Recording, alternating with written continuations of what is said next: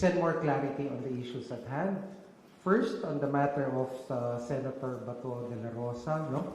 First, we confirm that there is existing valid arrest warrant from the ICC. He is charged as a co-perpetrator in the crime against humanity. Second, we also likewise confirm also the fact that based on evidence, pieces of evidence we've relayed information in the past few days, Senator Bato is not in the Senate premises. Third, yesterday, the Supreme Court did not issue a temporary restraining order. Neither was a status quo ante order was issued. But the main case is still pending with the Supreme Court. Fourth, the arrest warrant is enforceable. Based on all these four basic premises, I would like to confirm. One, the Philippine law enforcement agencies, which would include the PNP, the National Bureau of Investigation, are now tasked to effect the arrest of Senator Bato de la Rosa. Senator Bato is a fugitive from justice, and he should be brought to the ICC to face the charges before him. Okay. On the matter regarding the ongoing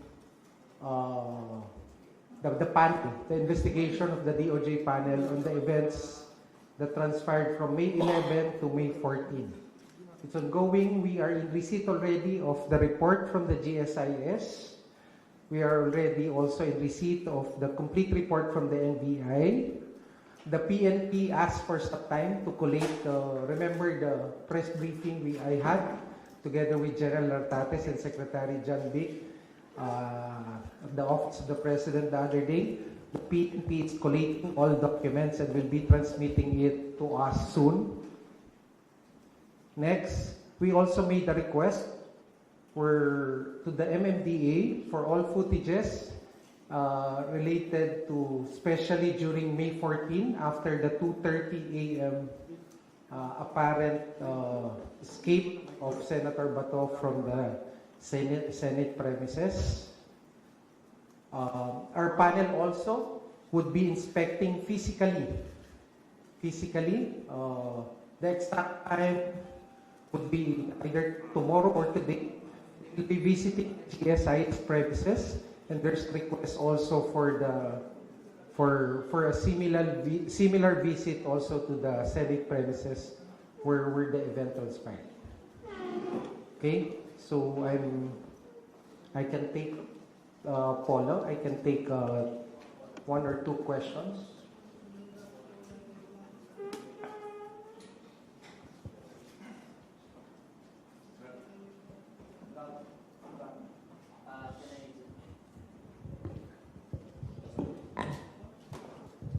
Good afternoon. Can I stand up? Sorry. Good afternoon, Spokes. Good afternoon, Attorney Secretary Vida. Yes. Given the pronouncement you've announced earlier that you are now directing the law enforcement agencies to conduct an operation, do you know? The exact term is to effect the arrest of Senator Bato de la Rosa pursuant to the validly issued ICC arrest warrant. So pwede na po bang magsagawa ng manhunt operation ang NBI, PNP? Huwag na natin. Manhunt is a dramatic or a sarsuela word. They will effect the arrest warrant. Okay. But have you also communicated with the NBI regarding that matter? Nakipag-usap na po ba sa inyong NBI regarding that matter from yesterday? Kasi we tried reaching the NBI and they said na wala rin po silang pwedeng comment na may ibibigay po nila yan sa inyo. Ngayon, nagsabi na po kayo na pwede nang ma-enforce yung warrant. Can you now direct the NBI to take part or do an operation regarding that case? Yes, exactly the purpose of this press briefing is to make that public announcement. Yes. NBI can already conduct to pursue their operations to effect the service of the arrest warrant. Thank you.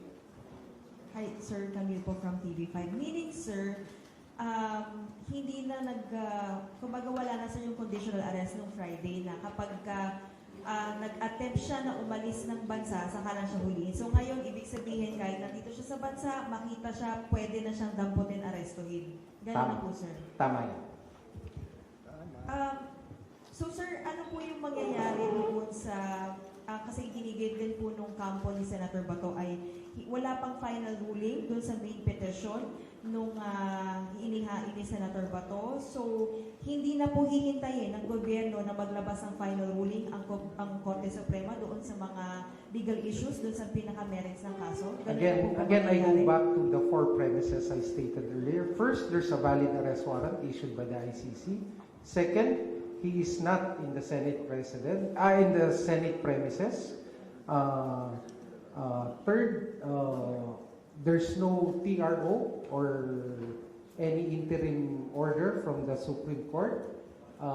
Fourth, the arrest warrant is now enforceable.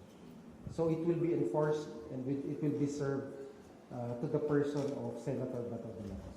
Sir, anong mangyayari kapag na-aresto na siya? Will he be automatically surrendered right away in The Hague like what happened to the former president? Or may in custody ba muna siya sa PNP? Ano po yung magiging proseso? Okay. These are operational matters that I cannot discuss so that we don't defeat the purpose of the arrest, which is the ultimate objective is to bring him to the ICC. We have time for one more question. Picking the next hand I saw earlier. I have another thing, no? Wanted to talk to you first and to make the announcement. But Paulo will seek further clarifications after that. Secretary, good afternoon. Jairo from Rappler.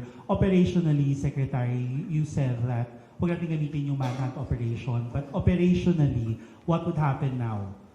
Magkakandak na po ba ng search operation, ang PNP, ang NBI? How will they implement Alam niyo po the yung mga warrant? law enforcement agencies natin, train po yung yan.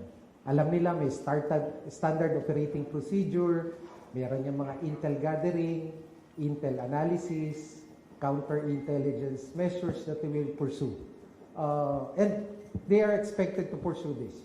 And do we All of expect them to have a common plan, a common, operational procedure on how to arrest pa to? Magkakaroon po ba kayo ng meeting? Nagkaroon na po ba ng meeting ang NBI, ang PNP, at ang ating mga law enforcement agents to implement this warrant of arrest? Definitely, there's coordination among the various law enforcement agencies. There are existing guidelines, standard operating procedures to effect the arrest, and all of this will be followed.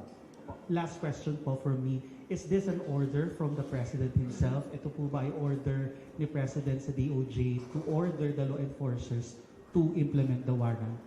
Sir? No, actually, this presupposes any order because this is actually giving operationalizing a valid arrest warrant.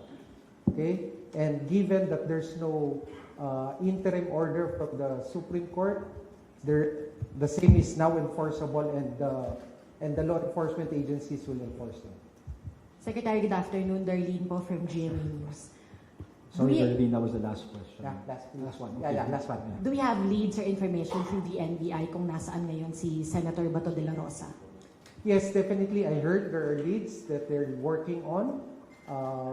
There are leads. As to the exact leads, I cannot discuss them. First, I'm not privy to those leads. They are available to our law enforcement agencies and to their units, and let them do their work. Timetable po, Secretary, meron po ba? Timetable, pwede ba mamaya, alauna? Hopefully we do it as fast as we can.